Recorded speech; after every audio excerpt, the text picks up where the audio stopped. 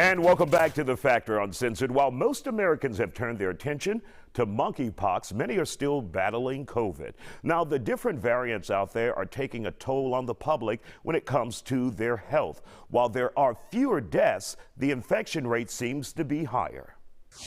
Dr. Danish Ali from Arch Point Pain Institute joins us here on The Factor Uncensored. Dr. Ali, we have seen a lot of people getting sick, not seriously ill, but sick nonetheless, or testing positive for these variants of COVID.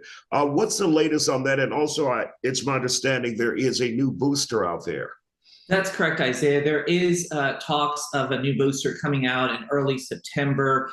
Currently, Pfizer and Moderna are getting FDA approval for a modified version of the booster that will be able to help overcome and help folks better deal with the variant that we're seeing, the newer variants, the Omicrons, all the subvariants that we've seen. And so it will help cover those a little bit better and hopefully prevent and decrease the transmission of this virus to others. And hopefully we can get a better control of it, because as you mentioned, we are seeing a significant rise of cases across the country, but more specifically in Harris County as well as it relates to other parts of the country. And so thankfully, those aren't resulting in severe illnesses, deaths, hospitalizations.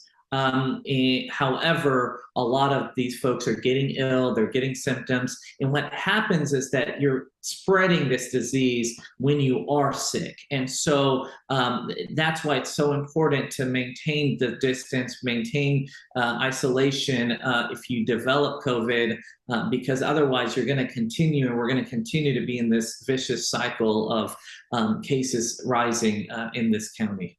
Is it possible people could have it because the symptoms aren't as severe, and they may end up spreading it because through no fault of their own, they just don't know they have it?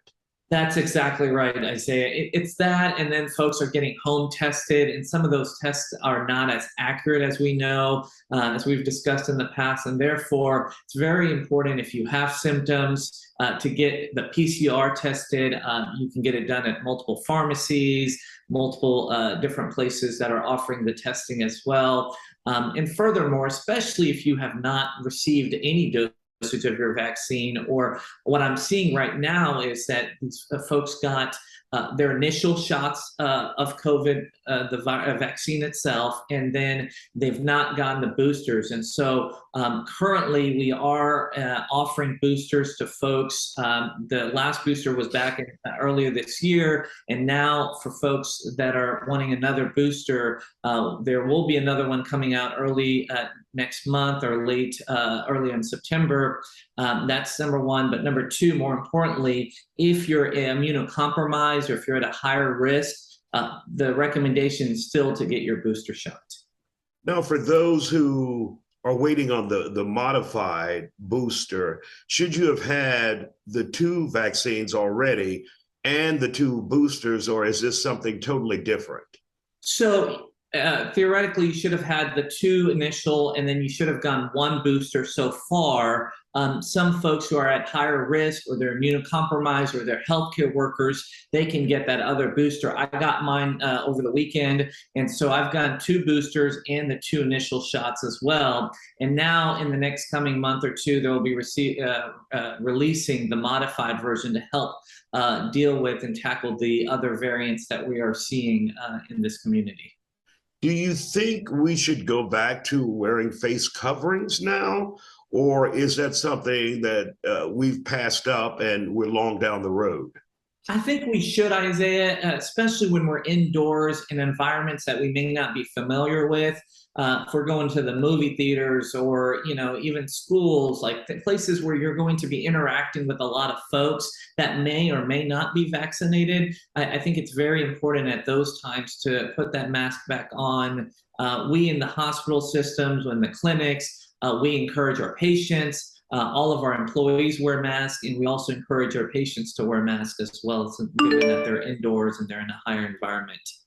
And what about hospitals? Are you guys seeing more people come to the hospital unnecessarily because they've tested positive, or are they showing up with minor symptoms and they really shouldn't bog down the hospitals with this? So a little bit of both. I think there's a little bit of an anxiety component to it as well, Isaiah. What we're seeing is some of these folks who are never infected before get infected, and they may have been vaccinated. They're having mild symptoms, but now they're concerned about it. They don't know what to do. They don't know what treatments they need to be making use of.